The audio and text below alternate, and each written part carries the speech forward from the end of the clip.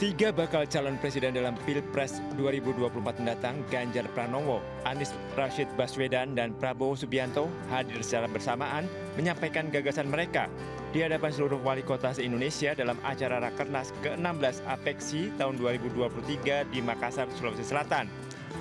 Ganjar Pranowo yang juga masih menjabat sebagai Gubernur Jawa Tengah memaparkan sejumlah capaiannya selama memimpin Provinsi Jawa Tengah selama 2 periode.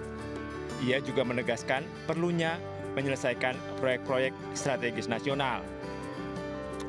Sementara dalam paparannya, bakal calon presiden yang diusung koalisi yang dipimpin Partai Nasdem, Anies Rashid Baswedan, menyoroti ketimpangan yang masih terjadi antara pembangunan di wilayah Indonesia Barat dengan bagian timur. Ia juga menyoroti persoalan urbanisasi di mana perpindahan masyarakat dari pedesaan ke perkotaan yang semakin membuat ketimpangan. Bakal calon presiden terakhir yang memaparkan visinya adalah Prabowo Subianto. Menteri Pertahanan RI yang diusung oleh koalisi Partai Gerindra ini menyampaikan gagasan terkait pemanfaatan kekayaan alam di Indonesia. Prabowo menyatakan program hilirisasi yang digagas Presiden Joko Widodo harus dilanjutkan untuk meningkatkan nilai tambah dari sumber daya alam Indonesia. Ketiga bakal calon presiden ini juga sepakat dan siap untuk mengajak masyarakat mewujudkan pemilu 2024 yang aman, damai, dan berkarakter. Dari Makassar, Sulawesi Selatan, Yul Yusfin melaporkan. Ya, dan untuk mengulas adu gagasan tiga bakal capres di Rakernas ke-16 APEXI 2023, kami sudah bersama pemimpin redaksi iNews.id, Zen Teguh. Assalamualaikum, selamat sore Mas Zen. Waalaikumsalam warahmatullahi wabarakatuh. Senang Selamat sekali sore, ketemu Mas Zen ya, walaupun kita lumayan jauh. Cuman satu gedung bedanya. Betul sekali, Mas. Mas Zen, Ya. kita bicara mengenai adu gagasan. Secara format, ini juga cukup menarik ya. Akhirnya Betul. tiga calon ini dipertemukan dengan ya tadi idenya, insight-nya mereka masing-masing. Kalau secara general dulu, Mas Zen melihat acara ini seperti apa?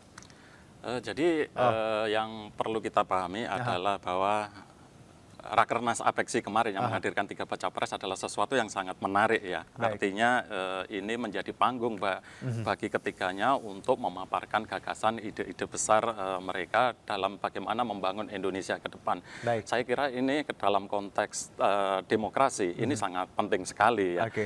Publik menginginkan bahwa selama ini kalau kita bicara pemilu, pilpres, kontestasi, sebenarnya yang perlu didorong adalah memang demokrasi substansial, bukan demokrasi prosedural. Baik. Maka ketika APEXI menghadirkan Pak Ganjar, kemudian Pak Prabowo dan juga Pak Anies, itu adalah sesuatu yang memang sangat menarik untuk publik tahu setidaknya gambaran bagaimana mereka bisa menjelaskan visi misinya. Dan paling tidak kita bisa melihat bagaimana suasana kebatinan ketiga tokoh ini yang kadang sering diadu ya, Iya, betul. dalam tanda kutip. Tapi ternyata tadi mereka sangat akrab, sangat ya sama-sama goalsnya untuk pemilu yang damai. Nah kalau sekarang kita bicara gagasan nih, Mas Zen, ini menarik bagaimana sebenarnya Pak Ganjar dan juga Pak Prabowo cenderung ya kita bisa simpulkan tadi meneruskan Jokowi tadi dengan program-programnya, Pak Anies dengan ya tentu kita bisa tebak dengan idenya bahwa mengkritisi pemerintah juga terhadap urbanisasi, ketimpangan pembangunan. Anda melihat gagasan-gagasan ini apa poin yang perlu kita highlight? Sangat menarik sekali ketika Pak Ganjar mengawali bagaimana dia punya highlight, dia sangat kuat tentang pemberantasan korupsi. Ini adalah salah satu hal yang saya kira memang publik betul-betul merindukan ya, bagaimana kalau kita bicara tentang negara maju, negara besar, pemberantasan korupsi adalah segala sesuatu yang menjadi kunci, menjadi poin. Nah, ketika Pak Ganjar menyebut bahwa dia punya komitmen yang kuat tentang pemberantasan korupsi, itu adalah sesuatu yang menurut saya memang nilai yang sangat sangat positif, sangat bagus sekali. Ya kita tahu lah, artinya korupsi ini memang masih menjadi PR besar di negara ini. Jadi ketika ada calon pemimpin, dia menyatakan komitmen yang kuat tentang pemberantasan korupsi, itu saya kira adalah sebuah gagasan yang sangat perlu diapresiasi dan sangat menarik sekali. Baik. Dan Pak Ganjar juga di awal-awal dia menyampaikan bahwa beliau punya komitmen yang kuat bagaimana nantinya kalau diberikan mandat, dia akan melaksanakan semua janji politiknya. Nah, ini kan juga tidak banyak ya politikus di Indonesia yang dia secara terang benderang menyampaikan bahwa ketika menyampaikan janji politiknya, dia punya komitmen akan melaksanakan itu. Baik, dan Ganjar sendiri memang kalau kita bicara track record dalam pemimpin Jawa Tengah, ya bicara indeks korupsi juga pernah dapat prestasi juga kan. Betul Jadi memang sekali. ini yang Ganjar highlight. Nah, sementara untuk dua lainnya, Mas Zen, tentunya kita tidak bisa menutup mata dua-duanya pemimpin yang baik ya. Tentunya Pak Prabowo juga dengan ya prestasi dan segala hal yang disebutkan untuk melanjutkan nanti Pak Jokowi. Bagaimana Anda melihat dua posisi baca pres yang lainnya? Pak Prabowo mungkin selama ini karena memang berada atau dalam bagian Kabinet Indonesia Maju ya. Jadi memang sepertinya beliau juga punya concern yang kuat atau pemahaman yang baik tentang bagaimana pemerintahan Pak Jokowi berjalan. Makanya dalam Rakernas Apeksi kemarin ketika menyampaikan tentang gagasannya, yang pertama yang juga sering disampaikan adalah Pak Prabowo mendukung hilirisasi. Betul, hilirisasi. Artinya ada kunci bagaimana dia akan melanjutkan pemanfaatan juga sumber daya alam betul, juga itu. Ya. Nah, itulah kemudian saya kira juga sangat penting juga bagaimana untuk sustainability, keberlanjutan dari pemerintahan apa yang telah dibangun Pak Jokowi tentunya memang harus dilanjutkan ya apa-apa yang baik. Sebenarnya itu juga disampaikan Pak Ganjar. Cuman Pak Prabowo dia meng-highlight tentang hilirisasi. Hilirisasi tadi. Sementara Pak Anies lebih banyak bicara ketimpangan. Betul. Kita lihat bagaimana ketika Pak Anies pertama kan mendemonstrasikan dengan cahaya lampu. Dia membandingkan bagaimana lampu-lampu saat malam di Indonesia Barat dan Indonesia Timur. Nah, itulah yang seolah-olah memang terjadi disparitas pembangunan. Itu yang kemudian akan dijadikan concern oleh Pak Anies ketika diberikan mandat, dia akan salah satunya mengurangi disparitas pembangunan itu.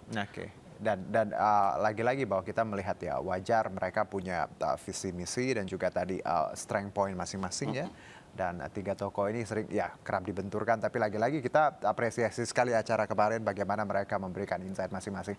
Yang menarik juga nih, Mas Zen, bagaimana sebenarnya Pak Anies, Pak Ganjar, ya, Pak Prabowo sangat menitik beratkan pada pemilu yang berlangsung damai. Kita tahu polarisasi.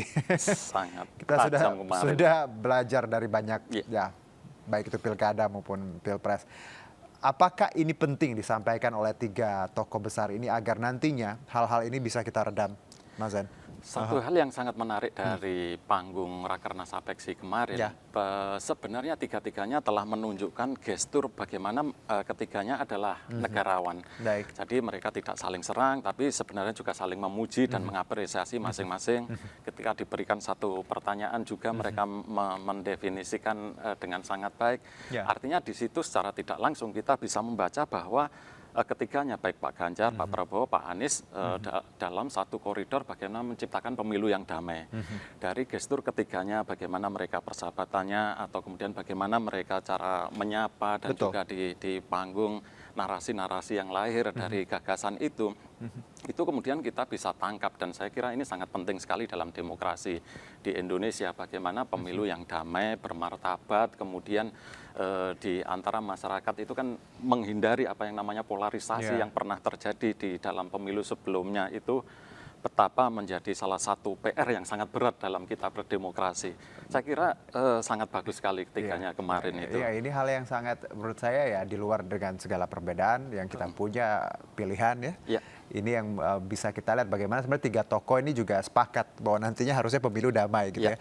Adunya adu ide, adu substansi gitu ya. Bukan adu tadi hal-hal yang sifatnya sara, agama, ras seperti itu. Nah, satu Mas Zen, mungkin kalau kita lihat dari tiga tadi ya, tiga calon tadi dengan tiga ideasnya masing-masing berbeda. Kalau kita bisa menilai ya nggak apa-apa lah. Namanya kontestasi nih ya. Wajar kalau dinilai banyak pihak.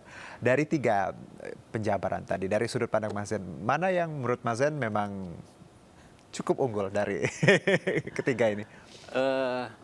Menarik ya, maksudnya masing-masing. Gak milih juga nggak apa-apa. Di antara ketiganya memiliki keunggulan masing-masing.